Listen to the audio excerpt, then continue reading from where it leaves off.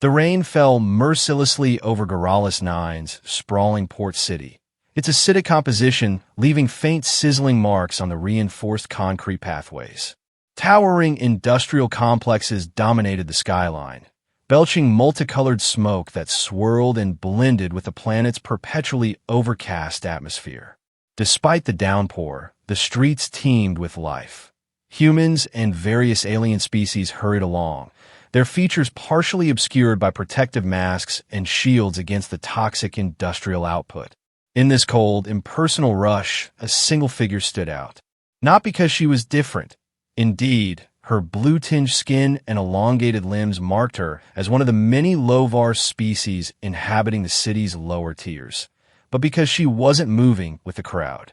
Instead, she stood desperate and still amidst the flow, clutching a small bundle wrapped in a waterproof thermal blanket. Kaylee had been standing there for nearly 3 hours, her voice hoarse from pleading.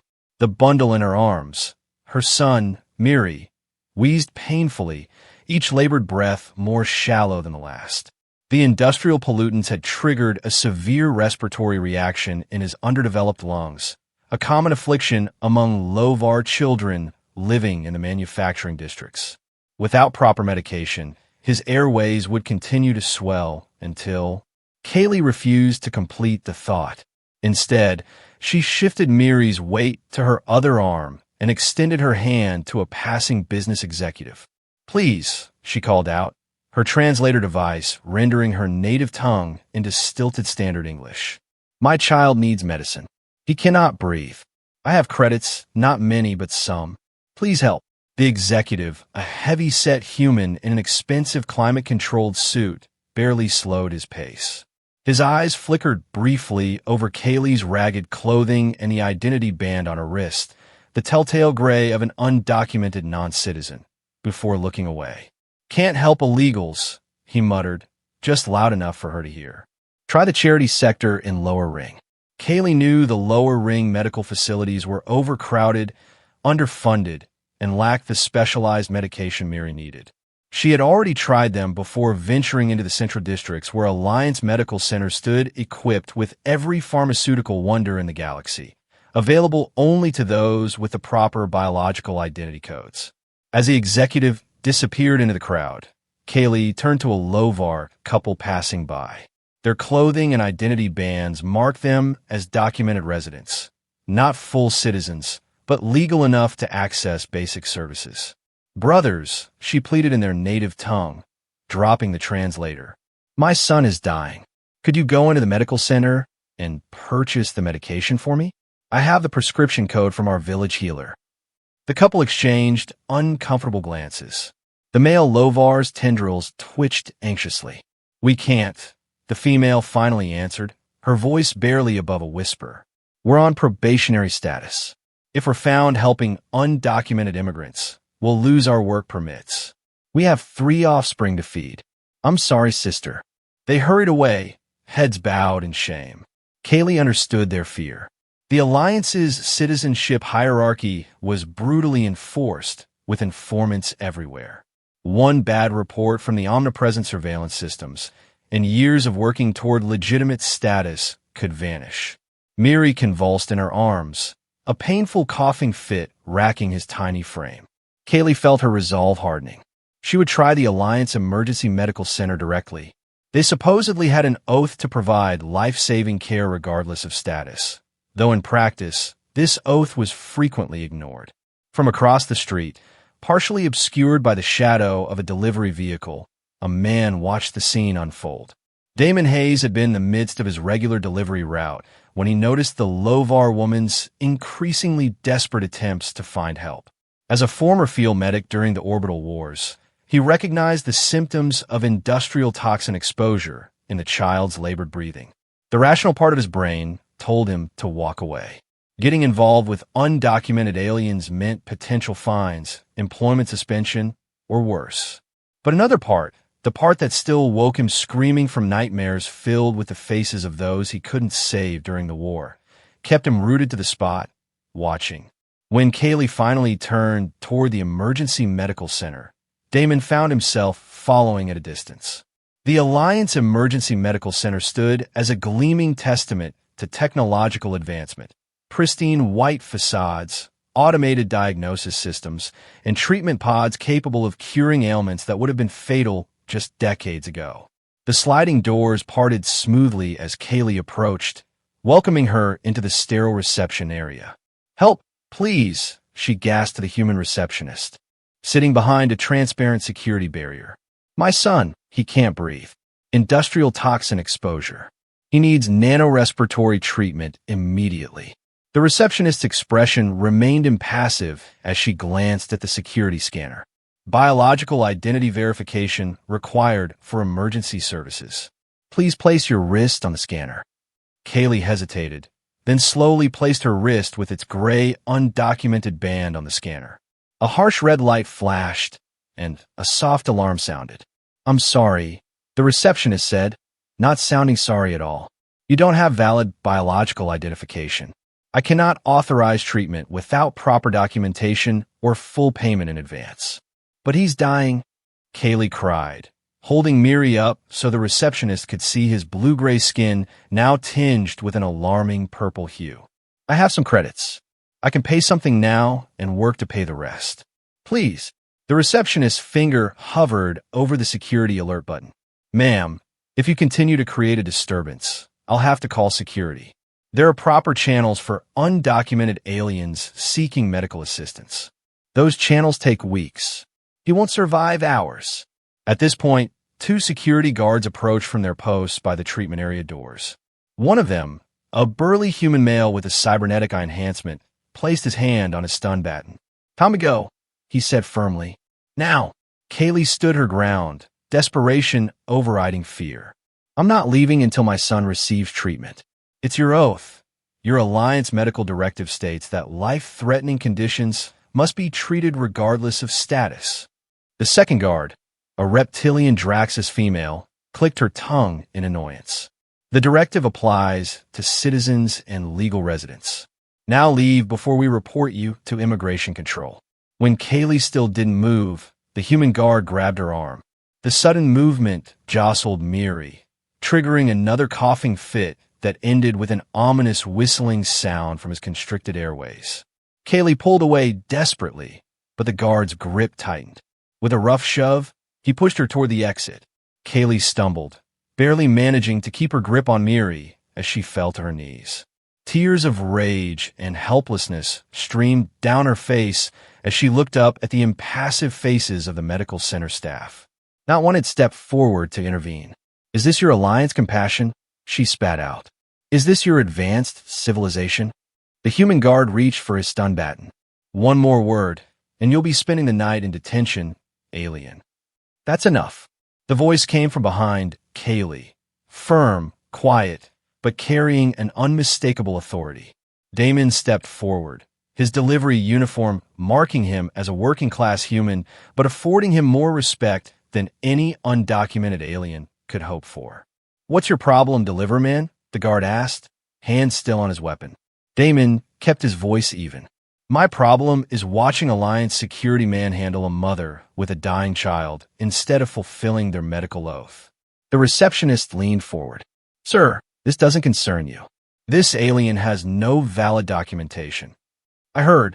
Damon cut her off. "I also heard a child struggling to breathe. Last I checked, the Interplanetary Rights Convention that the Alliance signed states that minors receive emergency care regardless of documentation status." The reptilian guard's scales bristled. "That convention has been under review since the border crisis, but hasn't been officially repealed," Damon finished for her. He turned to Kaylee, who was staring at him with equal parts hope and suspicion. "Ma'am, I believe I can help you." The human guard stepped between them. "Sir, interfering with security protocols is a Class 3 civil offense. I suggest you continue your deliveries and leave immigration enforcement to the professionals." Damon looked directly at the surveillance cameras mounted in the ceiling corners, then pulled out his identification card, standard issue for all Alliance citizens. "Damon Hayes, Medical Corps veteran, Orbital Wars, Northern Front. I'm invoking physician privilege under code 5-17. The guards exchanged uncertain glances. The code Damon cited was obscure but real, a provision allowing former medical personnel to provide emergency assistance during public health crises. This isn't a health crisis, the receptionist argued. It's an individual case. And I'm making the individual choice to help, Damon replied, turning to Kaylee. Will you accept my assistance? Kaylee looked at him doubtfully. In her experience, humans rarely helped Lovar without expecting something in return. But Miri's next labored breath decided for her. She nodded. This is your last warning, the human guard growled.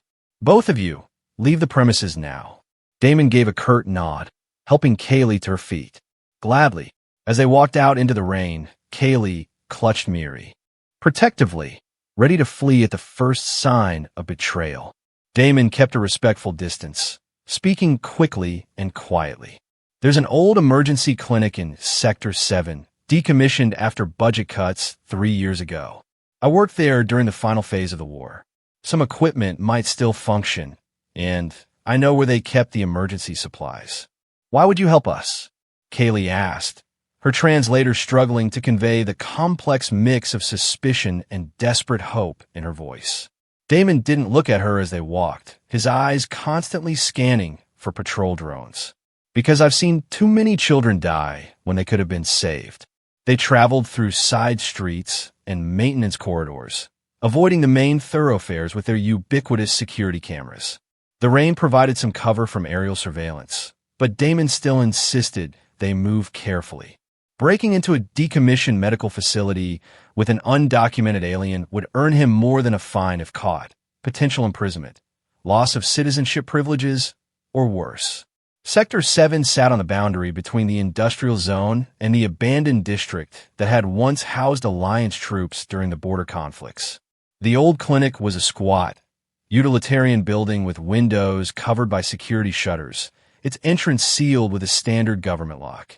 Stay back, Damon muttered as he approached the door.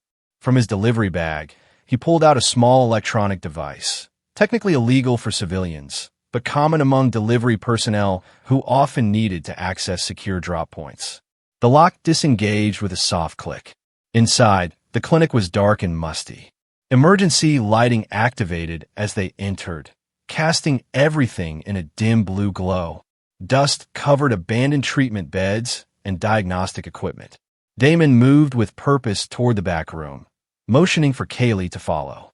The generator should still work, he explained, flipping switches on a control panel. Ancient machinery hummed reluctantly to life. During the war, we operated on backup systems most of the time anyway. Kaylee stood uncertainly in the doorway, cradling Miri. The child's breathing had become alarmingly shallow, his tiny chest struggling to rise. He doesn't have much time. Damon nodded grimly, moving to a seemingly solid wall panel. He pressed his palm against it in a specific sequence, and the panel slid aside, revealing a hidden compartment. Inside were several sealed medical cases. After the budget cuts, they didn't bother to clear out everything, he explained, pulling out one of the cases. Some of us who worked here, we created a cache for emergencies that fell through the cracks of the system. He opened the case, revealing rows of medication vials and emergency treatment devices. Here, he said, selecting a small cylindrical object. Respiratory nanomist. Military grade, designed for chemical warfare exposure, but works on industrial toxins too. Kaylee stepped back instinctively, holding Miri tighter. How do I know it won't harm him? Lovar physiology is different from humans. I know, Damon said, his voice softening. We treated Lovar refugees during the Northern Campaign. This formula is adaptable to your species' biology. He hesitated, then added, but you're right to be cautious. Trust is earned, not given. He activated one of the ancient diagnostic beds, brushing dust from its surface. Let me scan him first. The treatment parameters will adjust automatically if his biology doesn't match the standard profile. After a moment's hesitation, Kaylee gently placed Miri on the bed. The child whimpered weakly, his eyes fluttering open briefly before closing again. The scanner hummed, projecting a three-dimensional image of the boy's respiratory system above the bed. The constriction was clearly visible. Airways nearly closed, lungs struggling to process what little oxygen made it through. Damon studied the readout, his face grim. It's worse than I thought. We need to administer the treatment now. He prepared the nanomist dispenser, adjusting settings based on the scan. I need your permission. Kaylee looked from her suffering child to the human who had, against all odds, offered help when everyone else had turned away. Save him, please. Damon positioned the device over Miri's face, activating it with a soft command. A fine mist emerged, surrounding the child's face in a glowing blue cloud. For a terrifying moment, Miri's breathing seemed to stop entirely. Then he drew in a deep, clear breath, his chest expanding fully for the first time in hours. Kaylee let out a sob of relief, her hand finding Damon's arm and squeezing it in wordless gratitude. He'll need to stay under the mist for at least an hour, Damon explained, setting the device to continue automatically. Then we'll reassess. As the treatment continued, an uncomfortable silence fell between them. Damon busied himself reactivating more of the clinic's systems, while Kaylee remained by her son's side, watching each breath with maternal vigilance. Finally, Damon spoke. I should warn you, using this facility will trigger automated systems eventually. The power signature will be noticed, especially if we use more advanced equipment. How long do we have? A few hours, maybe less. Enough to stabilize him, but then you'll need to move. Kaylee nodded, unsurprised. A lifetime of existing on the margins of Alliance society had taught her that safety was always temporary. I didn't expect more. Damon hesitated, then asked, how did you end up here? On Goralis 9, I mean. It's not exactly hospitable to Lovar physiology. Kaylee's gaze remained fixed on Miri. The war. Our home world was in the disputed zone. When the Alliance claimed it for strategic purposes, we became inconvenient. They relocated us here as a temporary measure. That was 6 years ago, and no path to legal status. A bitter laugh escaped her. The waiting list for citizenship consideration is 50 years long for Lovar. By then, most of us will have died from industrial exposure or been deported for some minor infraction. She finally looked at him. Why do you care? Your Alliance. A citizen. Damon moved to a dusty cabinet, pulling out more supplies. I'm a medic first. Citizenship came with birth, not merit. He paused, arranging medications methodically. During the war, I treated both sides. Alliance soldiers, rebel fighters, civilians caught in between. Death doesn't check identification before it takes someone. While organizing supplies, Damon accidentally bumped a panel on the wall, causing it to slide open. Behind it was a small, metallic cube with a pulsing blue light, a military-grade data storage device, commonly called a memory box. What's that? Kaylee asked, noticing his surprise. Damon approached it cautiously. It's a secure medical data cache. We used them to record cases during the war, especially ones that might have political implications. He activated the interface, and holographic records filled the air around them. Faces of aliens, hundreds of them, from dozens of species. Medical data, treatment recommendations, and outcome reports. And at the bottom of each record, the same stark designation: treatment denied, non-citizen status, terminal outcome. Kaylee rose slowly, moving among the ghostly images. These are all people who died because they were denied treatment. Damon nodded, his expression haunted. This was compiled by a group of us, medical staff who objected to the policies. We documented every case we could, hoping someday to present evidence for policy change. His voice dropped, but the war ended with the Alliance victorious, and reform efforts were buried under security concerns and economic necessities. And you? What did you do? Damon's silence was answer enough. You stopped fighting, Kaylee said, not as an accusation, but as a statement of fact. I thought I had to survive, he admitted, to provide for my sister's children after she died in the Southern Campaign, to keep my citizenship privileges so I could eventually change things from within. A bitter laugh escaped him. Instead, I deliver packages and look the other way until today. In the moment of uncomfortable truth, an alarm suddenly blared from the clinic's ancient security system. Red warning lights flashed throughout the facility. Unauthorized biomedical usage detected, announced an automated voice. Security alert transmitted to Alliance Central. Response units dispatched. Damon rushed to the control panel. They found us sooner than I expected. The treatment equipment must have triggered a specific alert. He checked the display. We have maybe 15 minutes before security forces arrive. Kaylee immediately moved to collect Miri, but Damon stopped her with a raised hand. He needs at least 20 more minutes under the nanomist. Interrupting now could reverse the progress we've made. But if we're caught, then we need a plan. Damon's mind raced through possibilities. There's a maintenance tunnel that leads to the lower ring. If we can get you and Miri there, you might find shelter among the undocumented communities. The security alarm continued its ominous wail as they gathered essential supplies. Damon packed a bag with medications Miri would need for continued treatment, while Kaylee prepared to move her son as soon as the nanomist treatment completed. Just as they were finishing preparations, the main clinic scanner pinged with an alert. Security forces had established a perimeter around the building. There would be no easy escape. They've surrounded us, Damon said, checking the perimeter feeds. Standard containment protocol. They'll wait for full tactical team before entry. Kaylee looked at her son, still under the healing mist, then at the human who had risked everything to help them. You should. Go. Tell them I threatened you, forced you to help. They might believe a citizen. Damon shook his head. That won't work. They'll have picked up my ID signature when I unlock the door. And even if you did force me, aiding undocumented aliens is still a crime. Intent doesn't matter under current laws. The hopelessness of their situation settled over them. Outside, amplified voices ordered them to surrender immediately. Attention occupants of restricted medical facility 7-23B. This is Alliance Security Forces. You are in violation of multiple statutes, including unauthorized facility access, illegal medical practice, and harboring undocumented non-citizens. Exit immediately with hands visible. Miri stirred on the treatment bed, his breathing now stronger and more regular.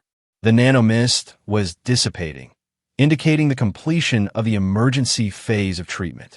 He would survive if they could escape. Damon checked the scanner again, his expression grim.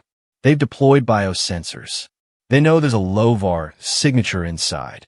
A new voice boomed from outside, deeper, more authoritative. This is Commander Ellison of Alliance Immigration Enforcement. To the Lovar female inside, surrender the human citizen and your offspring, and you will be processed for standard deportation rather than criminal charges. Kaylee's face hardened. They want me to betray you to save myself. It's the standard playbook, Damon confirmed. Divide and process. And if I refuse, then we're all considered hostile. He didn't need to elaborate on what that meant. Alliance forces were authorized to use lethal measures against hostile, undocumented aliens. The commander's voice came again. You have 5 minutes to comply before we initiate forced entry procedures. Kaylee moved to her son, gently lifting him from the treatment bed. He stirred, eyes fluttering open. Mama, he whispered in their native tongue. I'm here, little one, she replied, heart swelling at the clear sound of his voice. She turned to Damon. Thank you for giving me this. No matter what happens next, you saved my son's life. Damon was barely listening, his attention caught by the memory box still projecting its grim records. An idea, desperate, probably futile, but an idea nonetheless began to form. The clinic's communication system, he said suddenly. It was connected to the emergency broadcast network during the war. If it's still operational, he moved quickly to a dust-covered console in the corner, powering it up. Ancient displays flickered to life, showing connection protocols and broadcast options. What are you doing? Kaylee asked, cradling Miri protectively. These records, Damon gestured to the floating images of the deceased. They tell a story the Alliance has buried. A story of systematic denial of medical care based solely on citizenship status. He worked furiously at the console. The emergency broadcast network reaches everyone, citizens, non-citizens, even underground networks. If we can transmit these records, along with what's happening right now. Understanding dawned on Kaylee's face. You want to expose them. But that would mean that I'm finished as a citizen, yes. Damon didn't look up from his work. But maybe it's worth it. Maybe this is the fight I should have kept fighting years ago. The commander's voice interrupted again. 2 minutes remaining. Damon swore under his breath. The broadcast system is online, but it needs authorization, a registered medical officer's biometric signature. You were a medic, Kaylee pointed out. Field medic, temporary commission. Not enough clearance. His fingers flew over the controls, searching for an override. Unless... He pulled out his citizenship card again, examining it closely. Then, making a decision, he slid it into the console's reader slot. During the war, emergency protocols allowed field medics to make critical communications with command authorization. If those protocols were never purged from the system. The console hummed, scanning his card. A message appeared. Limited emergency authorization granted, duration 3 minutes. It worked, Damon breathed. He quickly began configuring the broadcast parameters, linking the memory box's data to the transmission queue. But we only have one shot and just 3 minutes of broadcast time. Kaylee stepped forward, still holding Miri. Let me help. Let me tell our story, today's story, while you prepare the data. Damon hesitated only briefly before nodding. He activated the recording function, positioning it to capture her image. Outside, the countdown continued. 1 minute remaining. Kaylee faced the recorder, her expression resolute. My name is Kaylee Ensor of the Lovar people. Today, my son was dying from industrial toxin exposure, a common affliction among non-citizens forced to live in the manufacturing zones. I begged for help at an Alliance Medical Center, offering what few credits I had. They refused treatment solely because of our documentation status. She continued, her voice growing stronger. One human, one citizen with conscience, chose to help us when his own government would let my child die. For this act of compassion, we are now surrounded by armed forces, threatened with violence. Damon worked frantically beside her, compressing and queuing the memory box data to follow her testimony. The console warned that they had 30 seconds of broadcast time remaining. This is not an isolated incident, Kaylee continued. What you will see next are records of hundreds who were not as fortunate as my son. Those who died because artificial documentation was valued over living beings. I ask you, citizens of the Alliance, is this the society you want? Where compassion is criminalized and children die for lack of proper identification. With 10 seconds remaining, Damon hit the broadcast command. The console surged with power, transmitting their message across all emergency channels simultaneously. For one brief moment, the truth they carried would reach across barriers of citizenship, species, and status, impossible to completely censor or recall. As the broadcast ended, the console fried itself, a final security measure to prevent tracking. But it was too late. Their message was out. Final warning, Commander Ellison's voice rang out. Surrender now, or we will employ force. Kaylee looked at Damon. What now? Damon checked Miri once more, ensuring the treatment had stabilized his condition. Then he made his decision. I'll go out first. Draw their attention. There's a maintenance panel in the treatment room floor. It leads to the sub-level corridors. If you move quickly while they're focused on me, you might make it. They'll arrest you, or worse. Probably, he agreed with a grim smile. But they'll have to process me through civilian courts. The broadcast will complicate things.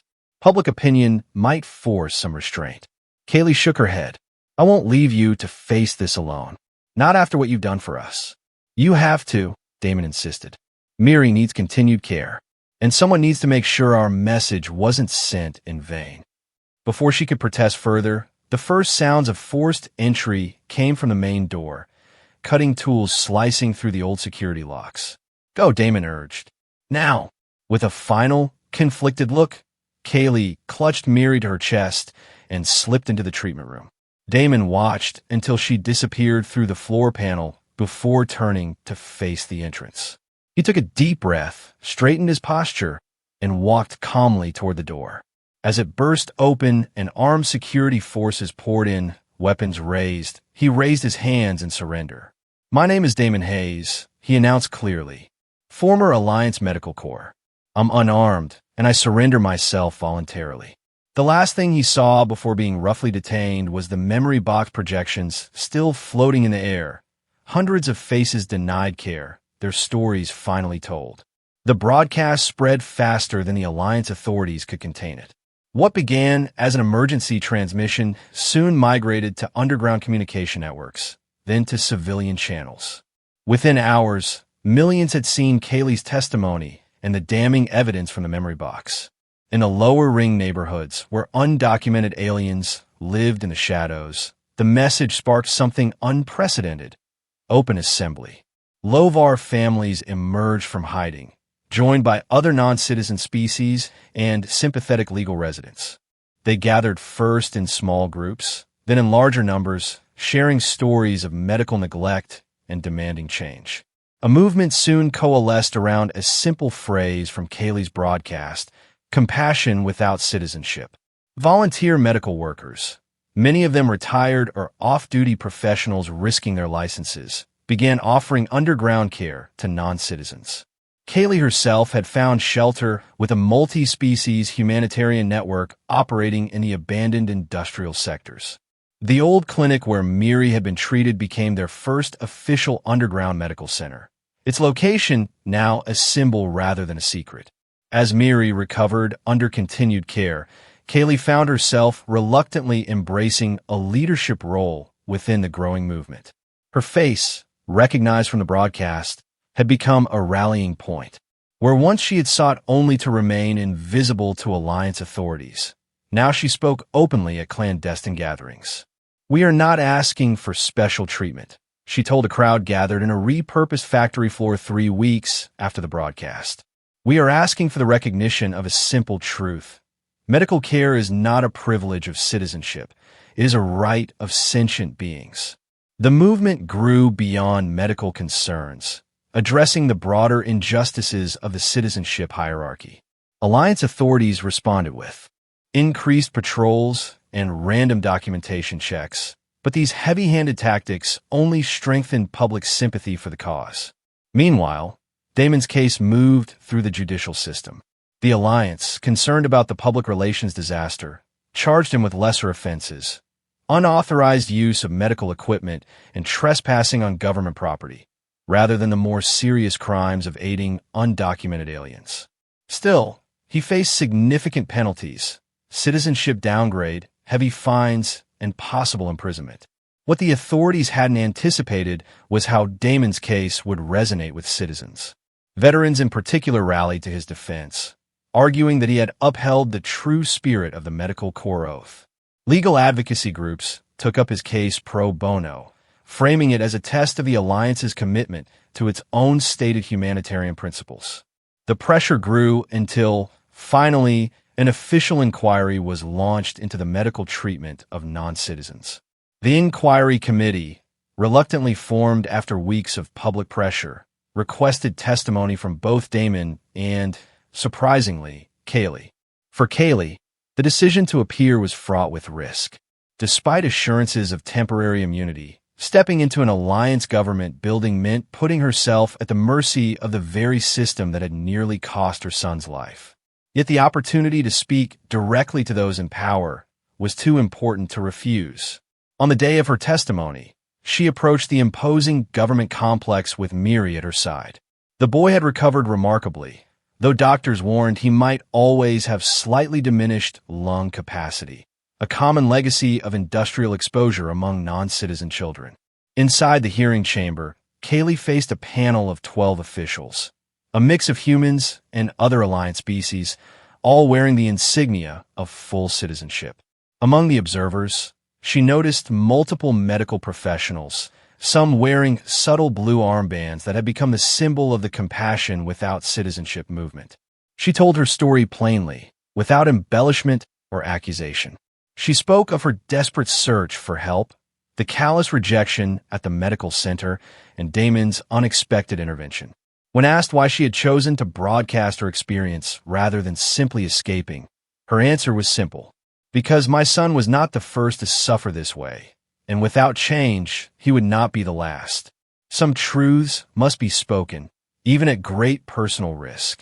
The testimony lasted hours, with committee members questioning her on everything from her immigration history to the details of Miri's treatment.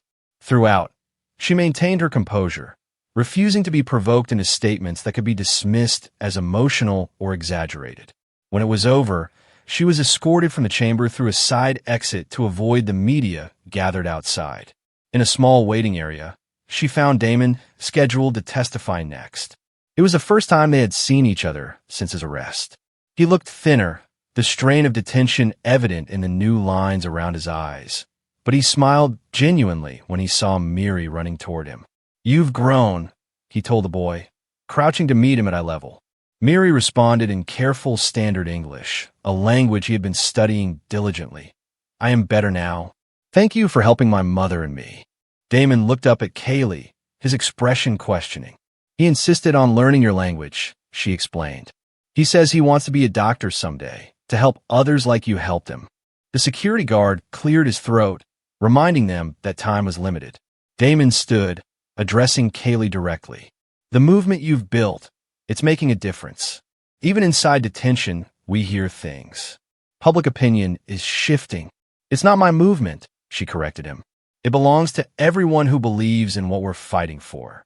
She hesitated, then added, "Your testimony could be decisive." The committee seems genuinely divided. Damon nodded, his expression determined. "I intend to be very clear about what I saw and why I acted as I did." And clear he was. For over 4 hours, he detailed not only the events of that rainy day, but the broader pattern of medical discrimination he had witnessed throughout his career. He spoke of the memory box and its grim contents, of colleagues who had struggled with the ethical implications of citizenship-based care, and of the oath he had taken as a medic, an oath that mentioned healing, not documentation. The hearing concluded without an immediate decision, but the impact was undeniable. Media coverage, initially dismissive of the alien sympathizers, began presenting more nuanced perspectives. Citizen medical professionals spoke out in increasing numbers about the ethical compromises they had been forced to make. Several prominent alliance officials, sensing the shifting political winds, called for compassionate reform of medical access policies. 3 months after the hearing, the Alliance Council announced its decision. While full citizenship rights would remain restricted, basic emergency medical care would no longer require citizenship verification. The carefully worded amendment to Alliance Health Code stated, "The right to urgent medical treatment shall be recognized as a biological necessity, not a citizenship privilege." It was a single sentence, a small change in a vast body of regulation, but its implications were profound. No longer could medical centers legally turn away those in desperate need based solely on documentation status. On the day the change took effect, Kaylee stood outside the same emergency medical center that had once rejected her and Miri. This time, she was not alone. Hundreds had gathered, citizens, legal residents, and the undocumented alike, to witness the symbolic first implementation of the new policy. Among them stood Damon, recently released from detention. His citizenship status had been reduced to probationary. His career as a delivery person ended, but he stood tall beside Kaylee and Miri, no regrets visible on his weathered face. "Is it really going to be different now?" Miri asked, his small hand clutching his mother's. His standard English had improved remarkably in the months since their ordeal. "Not everything changes overnight," Kaylee answered truthfully. "But this is a beginning." A door opened that was once closed. Damon nodded. And once opened, some doors can't easily be shut again. The crowd parted as a small group of Lovar approached the medical center entrance. A mother carried a child showing symptoms similar to what Miri had suffered months before. This time, when she reached the doors, they opened in welcome rather than reluctant obligation. The security guards, now retrained under the new guidelines, stood at attention but made no move to impede her entry. A ripple of emotion passed through the gathered crowd. Not quite celebration, for there was still too much pain in their collective memory for that, but something like cautious hope. Kaylee turned to Damon. "What will you do now, without your delivery position?" He shrugged, a half-smile playing at his lips. "I've been offered a position." medical coordinator at a new community clinic in the lower ring. Seems my field experience is suddenly valuable again. The old military clinic? Kaylee asked, surprised. The very same. They're recommissioning it under a joint non-profit license. Alliance funding, but independent oversight. He hesitated before adding, they've asked me to recommend someone for the community liaison position, someone who understands the needs of the non-citizen population and has proven leadership abilities. Their eyes met in shared understanding. I'm not sure I'm qualified, Kaylee said softly. You built a movement from nothing. You testified before the Alliance Council without flinching. You've earned the trust of a community that has every reason to trust no one. Damon's voice carried absolute conviction. I can't think of anyone more qualified. Miri tugged at his mother's sleeve. Does this mean we'd work with Dr. Damon? Kaylee smiled at her son's use of the formal title, something Damon had never claimed but Miri insisted upon using. It seems that might be possible, yes. The crowd around them began to disperse, their vigil complete, but the sense of beginning, of a page turned in Alliance history, lingered in the air. Before they parted ways to consider their new futures, Damon crouched once more to Miri's level. How are those lungs working? He asked, a doctor's concern in his voice. Miri took an exaggerated deep breath, puffing out his chest. Strong now. I can run without stopping. Good, Damon said, because the path ahead is still long, and we'll need your strength. As they walked away from the medical center, Kaylee reflected on how dramatically her life had changed since that desperate rainy day. From a frightened mother seeking only her child's survival, she had become part of something larger, a movement toward a more just society. The old clinic in Sector 7, once abandoned by budget cuts, was now being prepared as their base of operations, a symbol of reclamation and renewal. Where once death records had been hidden, soon healing would be openly practiced. The memory box that had contained those tragic histories now sat in a place of honor in the clinic's main hall, a reminder of why their work mattered. That evening, as Miri slept peacefully in their small but secure quarters provided by the humanitarian network, Kaylee penned a message to be distributed through the movement's communication channels. Today marks not an end, but a beginning. One door has opened, the door to emergency medical care. But many remain closed to those without the proper documentation. Let us celebrate this victory, but let us not mistake it for the end of our journey. Compassion knows no borders, requires no identification codes, recognizes no hierarchy of worth based on where one was born or what papers one carries. Today, we helped ensure that a child in respiratory distress will not be turned away. Tomorrow, we continue working toward a galaxy where no one is deemed unworthy of dignity, opportunity, or care. The response was immediate and overwhelming. Messages of support flooding in from across Goralis, 9 and beyond. What had begun as one desperate mother's cry for help had awakened something that had lain dormant in the Alliance for too long. The simple recognition of shared humanity, or sentient ITY, as the multi-species movement preferred to call it, that transcended documentation status. 6 months later, the old clinic was unrecognizable. Clean, well-equipped, and staffed by a diverse team of medical professionals, some official, others volunteering discreetly. It had become a beacon in the lower ring. Patients of all species and statuses came through its doors, receiving care based on medical need rather than citizenship tier. Kaylee, now officially the community liaison, worked tirelessly to ensure that the clinic served the real needs of its population. Her office, once a supply closet, now refurbished with modest efficiency, rarely saw her sitting still. She was constantly moving between departments, consulting with medical staff, or meeting with community representatives. Damon, as medical coordinator, had assembled a talented team that included both Alliance-trained physicians and traditional healers for various species.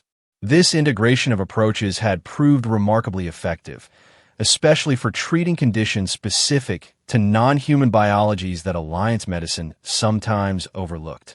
Miri, now attending a small school established by the Movement for Undocumented Children, had become the clinic's unofficial mascot. He spent afternoons helping with simple tasks, and absorbing medical knowledge with a sponge-like enthusiasm that confirmed his early ambition to become a doctor himself someday. On the anniversary of their fateful meeting, Kaylee found Damon in the treatment room, where Miri had received his life-saving care. The room was now fully modernized, but they had preserved one wall in its original state as a reminder of where they had started. "A year ago today," she said, leaning against the doorframe, "I was sure my son would die." Damon looked up from the inventory he was checking. "A year ago today, I finally remembered what it meant to be a healer." "We've come far," Kaylee observed, gazing around at the busy clinic. Through the open door, she could see patients in the waiting area, a mix of species, some with citizenship bands, others without, all receiving the same level of attention and care. "And yet not far enough," Damon replied, a familiar refrain between them. The medical access victory had been significant but narrow. Housing discrimination, employment restrictions, education barriers, countless inequities remained entrenched in the alliance system. Kaylee nodded in acknowledgement. "But we keep moving forward. The education initiative is gaining traction. 3 more community clinics are opening in other sectors. The Citizen Ally Network grows daily.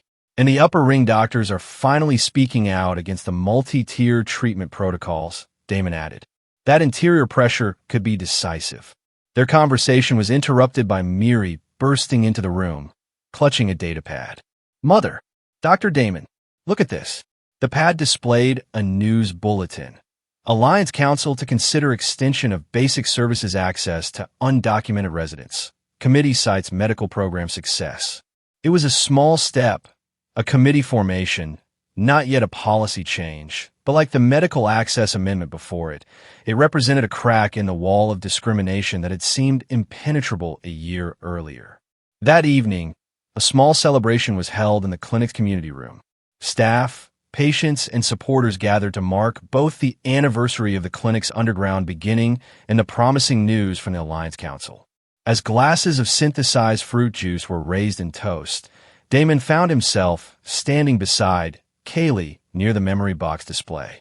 The box itself was now inactive, its data having been officially entered into Alliance records during the medical access hearings, but its presence remained a powerful symbol. "I've been thinking about something," Damon said quietly. "That day in the rain, when I first saw you pleading for help, I almost walked away." Kaylee turned to him, surprised by this admission. "Why didn't you?" Damon was silent for a moment, considering. "I like to say it was pure moral courage, but the truth is more complicated. I was tired of being complicit, tired of making excuses for why I couldn't help, tired of looking away." He met her gaze directly. "Sometimes the bravest thing we do isn't charging into danger. It's simply refusing to walk past it." Kaylee nodded slowly. "In my culture, we have a saying, the strongest current begins with a single drop of rain refusing to follow the easy path." Their conversation was interrupted by a commotion near the clinic entrance. A group of new arrivals had appeared. Lovar families just transported to Garalis 9, looking disoriented and afraid. Without hesitation, clinic staff moved to welcome them, offering water, translation assistance, and medical checks for the journey-weary children. Watching this unfold, Kaylee felt a complex emotion. Sadness that these families faced the same displacement she had endured, but pride that, unlike her arrival, theirs was being met with immediate compassion and support. A year ago, they would have been entirely on their own, she observed. "A year from now?" Damon asked, the question carrying their shared hope for continued progress. Kaylee smiled, watching as Miri approached the newly arrived children, offering them colorful healing stones, a Lovar tradition he had revived with encouragement from the clinic's cultural integration program. "A year from now," she replied, "we'll have helped even more people understand that compassion isn't a resource to be rationed based on documentation status. It's the foundation everything else must be built upon." As night fell over Garalis 9, the industrial haze temporarily cleared, allowing rare glimpses of stars beyond the perpetual cloud cover. In the clinic courtyard, residents from neighboring buildings had set up small light arrays, a traditional Lovar gesture of gratitude and hope. The lights formed constellations unknown to Alliance astronomy, but rich with meaning to the displaced communities. Beneath these symbolic stars, in what had once been a forgotten sector of a divided city, a new kind of community was taking shape, one that recognized the inherent worth of all sentient beings, regardless of the codes embedded in their identification bands. The journey ahead remained long and uncertain. Systemic change would require more than compassionate medical care. It would demand the reimagining of an entire social order built on citizenship hierarchy. But as Kaylee watched Miri guiding the newly arrived children in creating their own healing stones, she felt something that had been rare in her life on Goralis. 9. Genuine optimism. The simple truth that had driven her desperate plea in the rain a year ago, that all children deserve care, all parents deserve support, all beings deserve dignity, was proving more powerful than the tangled regulations designed to separate and categorize sentient life. One compassionate choice by one human on one rainy day had created ripples that continued to expand. A door had opened that could not be easily closed again. And through that door walked not just Lovar families seeking medical care, but the possibility of a more just future for all who called Goralis 9 home. As the celebration wound down, Damon and Kaylee found themselves standing on the clinic's roof, looking out over the lower ring. The industrial facilities continued their constant production, smoke and steam rising into the night sky. But even this unchanged landscape felt different now, filled with possibility rather than only despair. You know, Damon said, breaking their comfortable silence, my sister used to say that healing isn't just about fixing what's broken. It's about creating conditions where breaking becomes less likely. Kaylee nodded, understanding deeply. That's exactly what we're trying to do here. Below them, Miri called up that he was helping the new families get settled in the temporary housing wing. His voice carried the confident purpose of a child who had found his place in the world. No longer just a victim of circumstance, but an active participant in creating change. He's going to be quite a doctor someday, Damon observed. Yes, Kaylee agreed. But more importantly, he's already quite a compassionate being. And in a galaxy where compassion had too often been constrained by artificial boundaries, that simple quality, the willingness to see suffering and respond with care rather than judgment or indifference, remained the most revolutionary act of all.